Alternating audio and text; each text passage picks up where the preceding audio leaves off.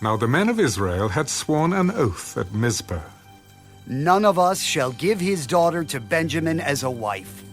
Then the people came to the house of God and remained there before God till evening. They lifted up their voices and wept bitterly. O Lord God of Israel, why has this come to pass in Israel, that today there should be one tribe missing in Israel? So it was, on the next morning, that the people rose early and built an altar there, and offered burnt offerings and peace offerings. The children of Israel said, Who is there among all the tribes of Israel who did not come up with the assembly to the Lord? For they had made a great oath concerning anyone who had not come up to the Lord at Mizpah, saying, He shall surely be put to death. And the children of Israel grieved for Benjamin, their brother. One tribe is cut off from Israel today.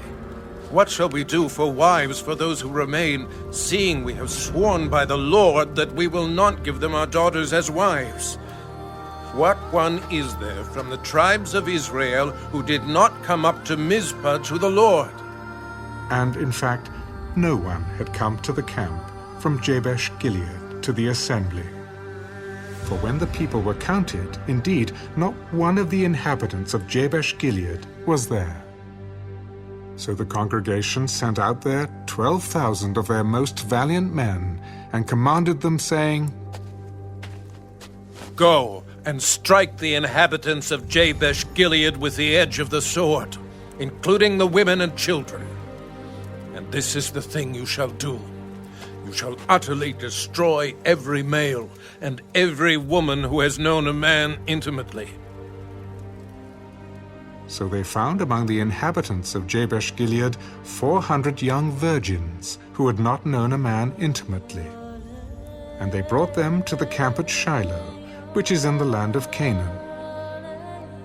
Then the whole congregation sent word to the children of Benjamin who were at the rock of Rimmon, and announced peace to them.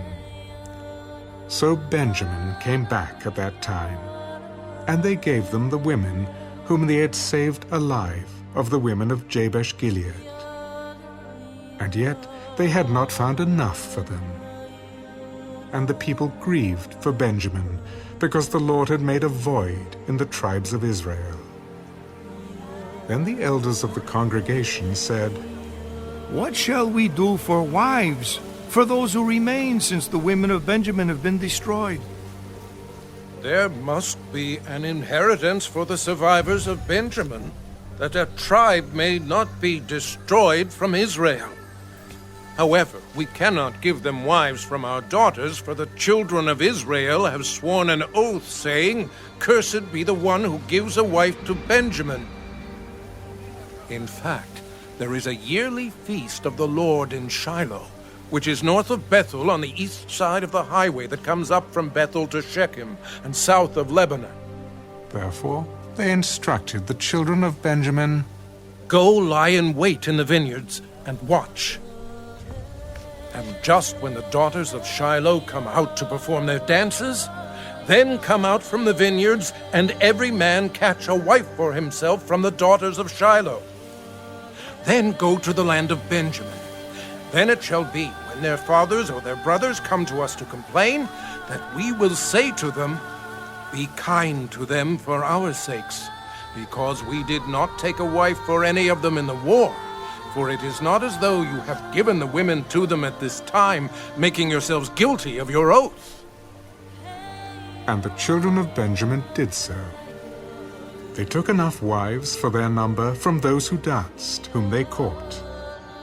Then they went and returned to their inheritance, and they rebuilt the cities and dwelt in them. So the children of Israel departed from there at that time, every man to his tribe and family. They went out from there, every man to his inheritance. In those days there was no king in Israel. Everyone did what was right in his own eyes.